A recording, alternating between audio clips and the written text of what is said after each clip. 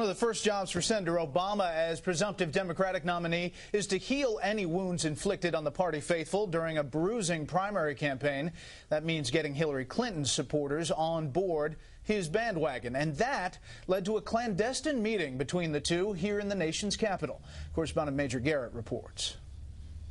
Close on the issues, but far apart personally, Barack Obama and Hillary Clinton used all the cloak and dagger techniques of Cold War spy masters to meet secretly Thursday at the Washington home of a staunch Clinton ally, California Senator Dianne Feinstein. Feinstein told Fox that Clinton asked earlier this week if she could use Feinstein's home as a kind of political safe house. Feinstein agreed. Late yesterday, the phone rang. She called, could we use your home? And I said, sure. And that's what happened.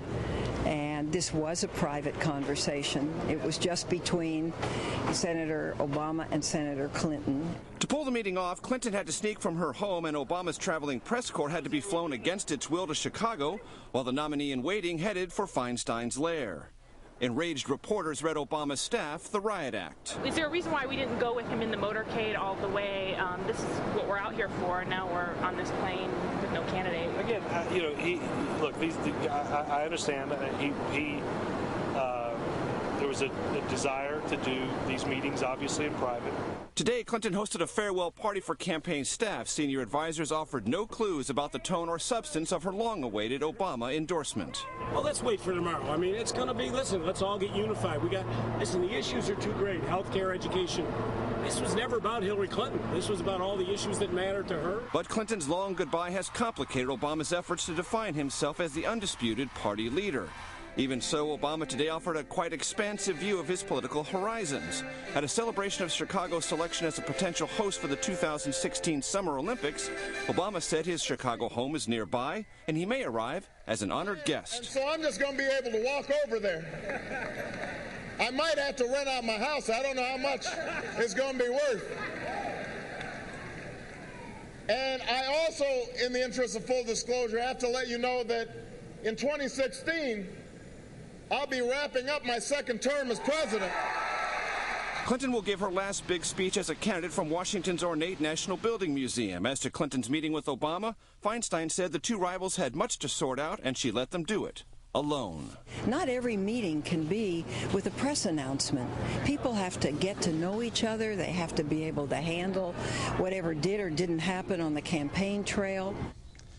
At the party that Senator Clinton had with her staff here in Washington, about 300 were there. It was described to me as 300 people who would lay down on railroad tracks for Hillary Clinton. The atmosphere, I'm told, bred a combination of celebration and melancholy, and Hillary Clinton made it abundantly clear to her staff she will be unequivocal in her support and endorsement for Barack Obama tomorrow.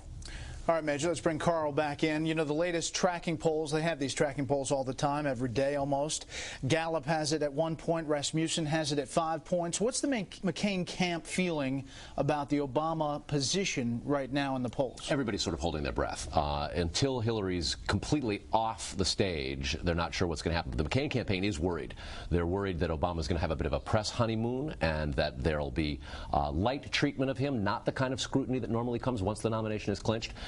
They're worried that Obama could jump out to a bit of a lead, and then over a long summer, their ability to scratch back is in question. If it's 10 to 15 points beyond the tie that it is now, McCain's got a serious problem. If it's lower than that, they figure that they've got just the right amount of time to scratch back and actually pull it off. What about Obama's side, man? The premise in the Obama campaign has always been once Hillary Clinton exits the stage, they will have about 2 weeks to evaluate their bump. They believe it'll be 8 to 10 points by the end of that 2 weeks. If it is, it will validate the premise that they've had that they don't necessarily need to have Hillary Clinton on the ticket to run competitively nationally. That's going to be a huge calculation. They want at least 2 weeks, I'm told 4 to 6 weeks of full polling on this to calculate what they need and what they don't need. And if they're up, they would plan to expand that lead, obviously, and tell those who've been pressing for Hillary Clinton, look, we can do it on our own. Yeah, what about this call by McCain for these town hall meetings, these town hall forums? Well, look, Obama does not want to reject anything out of hand right now. He doesn't want to look dismissive to John McCain. He wants to look open and expansive. And basically, the Obama campaign believes they can handle McCain in just about any format.